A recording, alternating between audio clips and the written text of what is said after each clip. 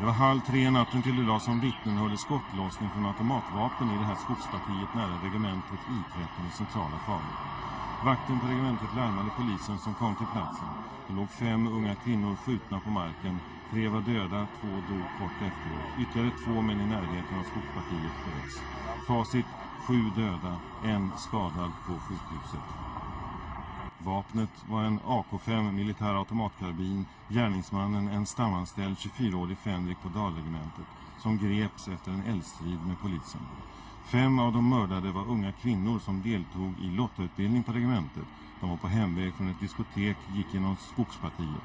De 2 andra var en manlig väktare som hörde skjutandet och ännu en man på cykel några 100 meter ifrån Gunnar. Falun, a picturesque town nestled in central Sweden, is often described as serene and peaceful. But on the night of June 10th, 1994, its tranquility was shattered. That night, Mattias Flink, a young, promising officer in the Swedish military, committed one of the deadliest mass murders in the country's history. Before we delve into the horrifying events that transpired, let's take a closer look at the man behind the tragedy and the events that shaped him. Mattias Flink was born on March 8, 1970, in Christine Parish, Falun. He grew up in a middle-class family. His father was a gunsmith, a craft passed down through generations, while his mother stayed home to care for the family. When Mattias was just 9 years old, his parents divorced, a seemingly amicable separation that left him living with his father, while his mother moved only 100 meters away. Despite the close proximity, psychological evaluations later suggested that the split deeply affected him. As a child, Flink appeared to thrive. He joined the Scouts at the age of 7 and later participated in voluntary military training programs. He developed a passion for shooting sports, acquiring multiple firearm licenses and gaining recognition as a skilled marksman.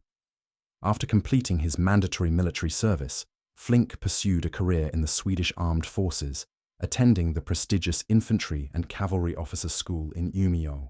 By 1993, he was a commissioned officer stationed in Falun. To outsiders, Flink's life seemed to be on an upward trajectory. He was disciplined, dedicated, and ambitious. But beneath the surface, cracks were beginning to form.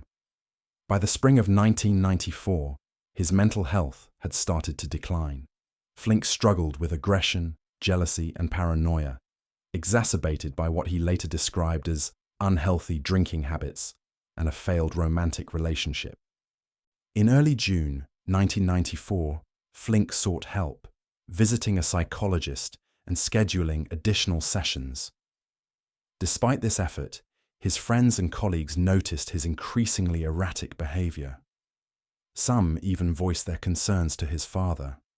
The warning signs were there, but no one could predict the catastrophic turn his life would take. June 10th started like any other summer evening in Falun. Mattias Flink, already showing signs of distress earlier that day, began drinking at a friend's house. The two had a few mixed drinks before heading to a local bar. At first glance, it seemed like an ordinary night out, but tensions quickly began to rise. At the bar, Flink encountered his girlfriend Eva, who was out with her friends. Witnesses later described his behavior as strange and erratic. An argument ensued. Flink saw the woman he loved sitting on another man's lap, which made him so angry that the bar's bouncer had to throw him out. According to witnesses, he then had a new, different outburst. He stood with his arms raised, tears in his eyes, and shouted that he was immortal and wanted to be shot. As the night progressed, Flink's mental state deteriorated further. He returned home, changed into his military uniform, and armed himself with an AK-5 assault rifle and 5 magazines loaded with 160 rounds of live ammunition. Shortly after, Flink's path led him to Falun's Central Park. It was here that he crossed paths with a group of young people heading back to the military base after an evening out. Without warning, Flink opened fire. 4 people were killed instantly, and 1 later succumbed to injuries in the hospital. A sixth victim miraculously survived, despite being gravely wounded. But the terror didn't stop there.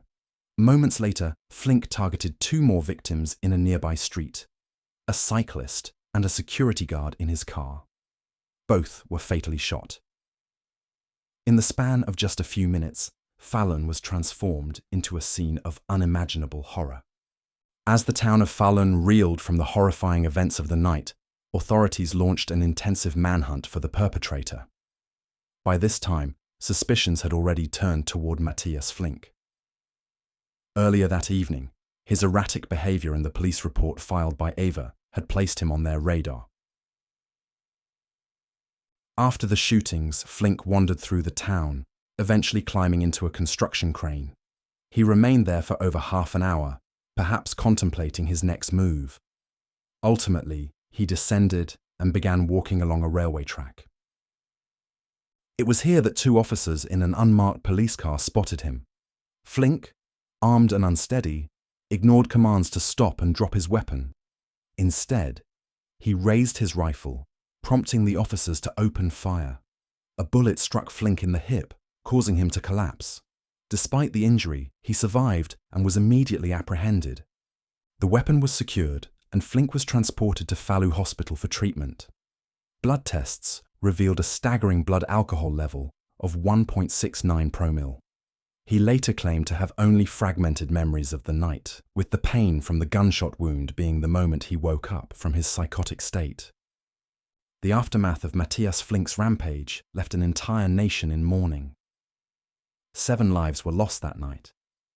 Karin Alkstol, Therese Danielsson, Hella Jørgensen, Lena Mordner Nielsen, Jenny Österman, Mats Bragstedt, and Johan Tolsten. 3 others were injured but survived. The victims ranged in age from 20 to 35, each leaving behind grieving families and shattered communities. The trial of Mattias Flink began on September 12, 1994, in Stockholm District Court's high-security courtroom. The central question was not whether Flink had committed the crimes, but rather his mental state at the time. Expert witnesses testified that Flink had been in a temporary psychotic state induced by alcohol. However, the court ruled that he could not be considered severely mentally ill and was therefore criminally responsible. On September 27th, the district court sentenced Flink to 14 years in prison for 7 counts of murder and 3 counts of attempted murder. The sentence was appealed, and on November 25th, the Svea Court of Appeal increased the punishment to life imprisonment. Flink's legal team sought further review, but the Supreme Court upheld the life sentence in February 1995, citing the extreme severity of the crimes. The ruling set a significant legal precedent in Sweden, affirming that even temporary psychosis caused by alcohol does not absolve criminal responsibility. This judgment reshaped the legal landscape for similar cases in the future. After his sentencing, Mattias Flink began serving his time at Norrköping Prison, a high-security facility. For many years, Flink was described as a model prisoner, showing no signs of aggression or misconduct. His behavior was seen as cooperative and compliant, traits that later played a role in his release considerations.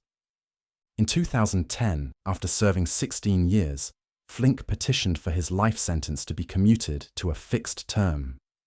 The initial ruling set his sentence at 32 years, but following an appeal, Sweden's Supreme Court reduced it to 30 years. Under Swedish law, this allowed for the possibility of conditional release after serving 2/3 of the sentence. Flink's release preparations included multiple supervised leaves and integration programs to assess his readiness to rejoin society. By 2013, he was living in a family home setting as part of a reintegration initiative. Officials reported that Flink had shown remorse and had taken steps to understand the impact of his crimes. On June 11, 2014, exactly 20 years to the day after his crime, Mattias Flink was granted conditional release. This decision was met with mixed reactions. Victims' families criticized the timing, calling it insensitive and a painful reminder of their loss. Nevertheless, the Swedish justice system had deemed him rehabilitated and unlikely to re-offend. Since his release, Flink has maintained a low profile, avoiding media attention and any public controversy. While the memories of that tragic night will never fade for those affected, Flink's case remains one of the most debated in Swedish legal history. If you found this video informative and want to hear more stories that uncover the darkest corners of human history, don't forget to like, subscribe, and turn on notifications. Thank you for watching.